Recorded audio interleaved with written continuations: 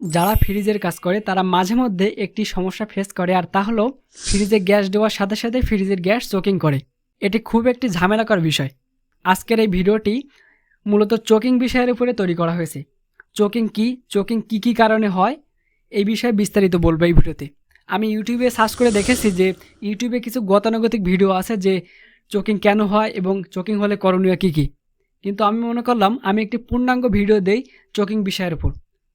ভিডিওটি শুরু করার আগে বলি, এই ভিডিওটি একটু লেন্দি হতে পারে, এজন্য আপনি স্কিপ না করে সম্পূর্ণ দেখবেন, তাহলে আশা করি চোকিং সম্পর্কে অনেকটাই ধারণা পেয়ে যাবেন। প্রথমেই বলি চোকিং কী। চোকিং হলো ফ্রিজের যে সিস্টেম, রেফ্রিজারেশন সিস্টেম বলে এটাকে। এই রেফ্রিজারেশন সিস্টেমের ভেতরে যখন গ্যাস চলাচল করে, এই গ্যাস চলাচলের পথে যখন বাধা সৃষ্টি হয় বা জ্যামের সৃষ্টি হয়, এটাকে বলা হয় চোকিং। তো চোকিং কি বুঝে ফেললাম। এবার আসা যাক চোকিং কী কারণে হয়। আমরা এই ভিডিওটি চোকিং কী কারণে হয় এই বিষয়ের উপরে 10টি কারণ বলেছি। এই 10টি কারণ বলে আমাদের এই ভিডিওটি সমাপ্ত করব।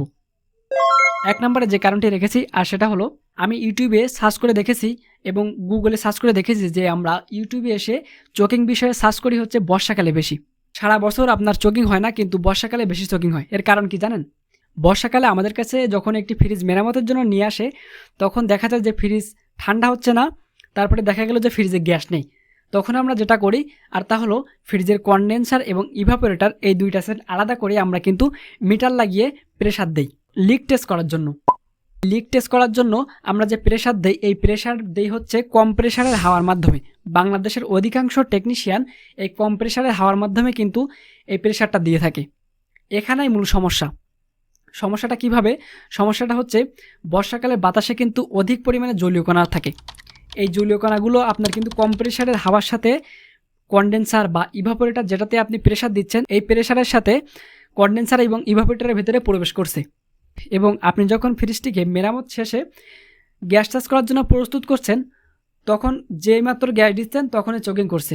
কারণ হচ্ছে পাইপের ভিতরে আপনার প্রেসার দেওয়ার সময় জলীয় কণা থেকে গেছে, যার ফলে জলীয় কণা বা পানির কারণে এই চোকিংটা হচ্ছে। এই সমস্যার সমাধান হিসেবে আপনি যদি ড্রাই নাইট্রোজেন ব্যবহার করেন প্রেসার দেওয়ার কাজে, তাহলে এই সমস্যা থেকে আপনি মুক্তি পাবেন।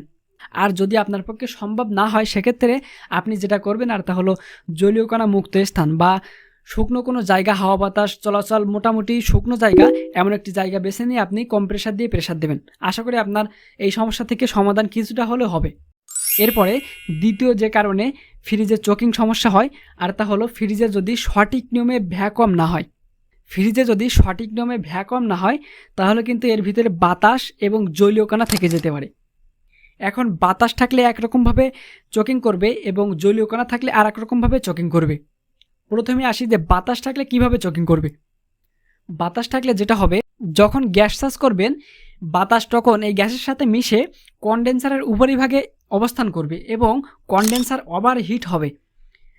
এর ফলে আপনার যে মিটার আছে, যে গেজ মিটার দিয়ে আপনি গ্যাস চার্জ করছেন, এই গেজ মিটারের কাঁটা কিন্তু উপরের দিকে উঠে যাবে এবং ফ্রিজ কিন্তু ঠান্ডা হবে না। দ্বিতীয়ত, যদি আপনার ফ্রিজে ভ্যাকুয়াম ভালোভাবে না হওয়ার ফলে জলীয় কণা থেকে থাকে, তাহলে এই জলীয় কণা থাকার কারণে আপনার ফ্রিজে যেভাবে চোকিং হবে আর তা হলো এই জলীয় কণাগুলো যখন গ্যাস চার্জ করবেন, গ্যাসের সাথে মিশে প্রথমে যাবে হচ্ছে ক্যাপিলারি দিয়ে ক্যাপিলারির শেষ ভাগ অর্থাৎ ইভাপোরেটরের প্রথম অংশে গিয়ে জলীয় কণাগুলো জমা হবে এবং সেখানে পাইপের ভিতরে বরফে পরিণত হবে। এবং আপনার ফ্রিজের গ্যাস চার্জ করার জন্য যে মিটার ব্যবহার করেছেন বা যে গেজ মিটার ব্যবহার করেছেন, এই গেজ মিটারের যে কাঁটা, এই কাঁটা কিন্তু লো প্রেশার অর্থাৎ নিচে নেমে আসবে এবং আপনার ফ্রিজ কিন্তু ঠান্ডা হবে না। এজন্য সঠিক নিয়মে ভ্যাকুয়াম করার জন্য আপনি ভালো মানের একটি ভ্যাকুয়াম পাম্প ব্যবহার করবেন। এই পাম্প ব্যবহার করবেন যেভাবে, আর তা হলো প্রথমে 15 মিনিট ভ্যাকুয়াম পাম্প চালু করে রাখবেন, তারপরে অফ করে কিছুক্ষণ ওয়েট করবেন, তারপরে আবার 15 মিনিট ভ্যাকুয়াম পাম্প চালু করে দিবেন। এভাবে মোট 30 মিনিট ভ্যাকুয়াম করবেন। তাহলে আশা করি ভ্যাকুয়ামজনিত কারণে আপনার ফ্রিজ চোকিং আর হবে না। ফ্রিজ চোকিং করার 3 নাম্বার কারণ হিসেবে যেটা উপস্থাপন করব আর তা হলো, যদি আপনার ফ্রিজের কম্প্রেসারের অয়েল চেম্বারে উঠে যায়, তাহলে কিন্তু ফ্রিজ চোকিং করবে। অনেক সময় ফ্রিজ ঠান্ডা হয় না বলে আমরা ওয়ার্কশপে নিয়ে এসে কাজ করি, ফ্রিজে গ্যাস নেই। এখানে আমাদের ভাবা দরকার যে ফ্রিজে যে গ্যাসটা নেই, এই গ্যাসটা না থাকার ফলে যখন কম্প্রেসার ফ্রি অবস্থায় চলেছে অর্থাৎ গ্যাসবিহীন অবস্থায় যখন চলেছে, এই চলন্ত অবস্থায় ফ্রিজের যে কম্প্রেসারের অয়েল, এই অয়েলগুলো কিন্তু চেম্বারে প্রবেশ করেছে বা চেম্বারে উঠে গিয়েছে। যার ফলে আপনি যখন ফ্রিজটি রেডি করে পুনরায় আপনি গ্যাস চার্জ করবেন তখন এই অয়েলের কারণে কিন্তু আপনার ফ্রিজের গ্যাস চোকিং করবে 100% শিওর। এজন্য অবশ্যই আপনি ফ্রিজের কাজ করার সময় ইভাপোরেটর বা চেম্বার ফ্লাশ করে নেবেন, তাহলে এই সমস্যা থেকে সমাধান পাবেন। ভিউয়ার্স, এখনও পর্যন্ত যারা আমার এই ভিডিওটি কন্টিনিউ করছেন অবশ্যই ভিডিওটিতে একটি লাইক দিবেন, তাহলে এই রকম ভিডিও পরবর্তীতে তৈরি করতে আরও উৎসাহিত হব। এবং আপনি যদি আমার চ্যানেলে নতুন হয়ে থাকেন অবশ্যই চ্যানেলটিকে সাবস্ক্রাইব করে পাশে থাকা বেল বাটনটি অন করে রাখবেন। তো ফ্রিজের চোকিং হওয়ার 4 নাম্বার কারণ হিসেবে আমি যেটি উপস্থাপন করবো আর তা হলো আপনি যদি ফ্রিজের যে গ্যাস, এই গ্যাসটা যদি সঠিক নিয়মে চার্জ না করতে পারেন, অর্থাৎ যদি সঠিক নিয়মে গ্যাস চার্জ না করতে পারেন তাহলে কিন্তু ফ্রিজের চোকিং হওয়ার সম্ভাবনা 100% থেকে যায়। এখন বলতে পারেন ফ্রিজের গ্যাস চার্জের সঠিক নিয়ম আবার কি? হ্যাঁ, এখানে সঠিক নিয়মের বিষয় আছে। সঠিক নাম্বারে গ্যাস নির্বাচন করতে হবে। দেখা গেল যে আপনি আর 134 গ্যাসের একটি ফ্রিজের কাজ করছেন, কিন্তু সেটাতে চার্জ করছেন ডাইরেক্টলি আর 600, সেক্ষেত্রে কিন্তু চোকিং হবে।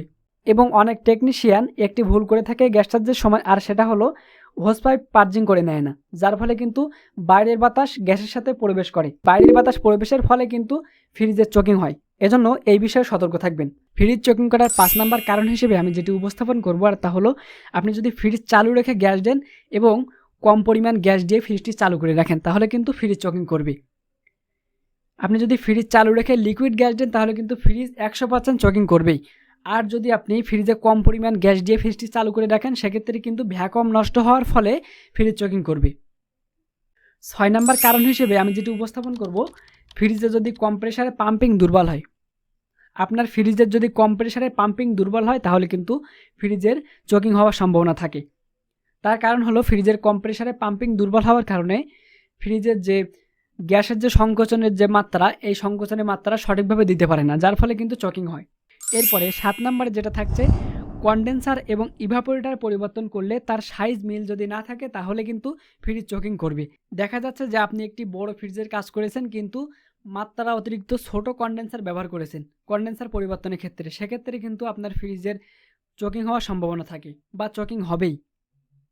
এক্ষেত্রে খেয়াল রাখবেন যে সঠিক মাপের কন্ডেন্সার এবং সঠিক মাপের ইভাপোরেটর ব্যবহার করার।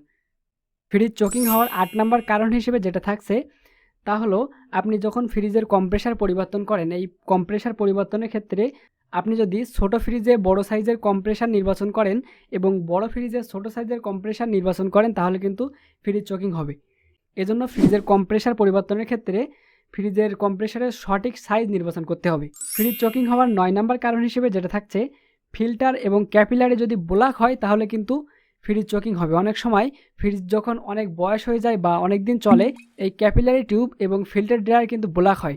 ফ্রিজ চোকিং হওয়ার 10 নম্বর কারণ হিসেবে যেটা থাকছে আর সেটা হলো ফ্রিজের যে ক্যাপিলারি, এই ক্যাপিলারি যখন পরিবর্তন করা হয়, এই ক্যাপিলারির সাইজ যদি সঠিক না হয় তাহলে কিন্তু ফ্রিজ চোকিং করবে। এতক্ষণ উপরোক্ত যে বিষয়গুলো নিয়ে কথা বললাম, আপনি যদি ফ্রিজের কাজ করার সময় এই বিষয়গুলো মাথায় রেখে ফ্রিজের কাজ করেন তাহলে আশা করি আপনি ফ্রিজের চোকিং সমস্যায় পড়বেন না। ভিডিওটি ভালো লাগলে অবশ্যই একটি লাইক করবেন এবং আপনি যদি আমার চ্যানেলে নতুন হয়ে থাকেন অবশ্যই চ্যানেলটিকে সাবস্ক্রাইব করবেন। দেখা হচ্ছে নতুন কোনো ভিডিওতে, সেই প্রত্যাশায় শেষ করছি। আসসালামু আলাইকুম।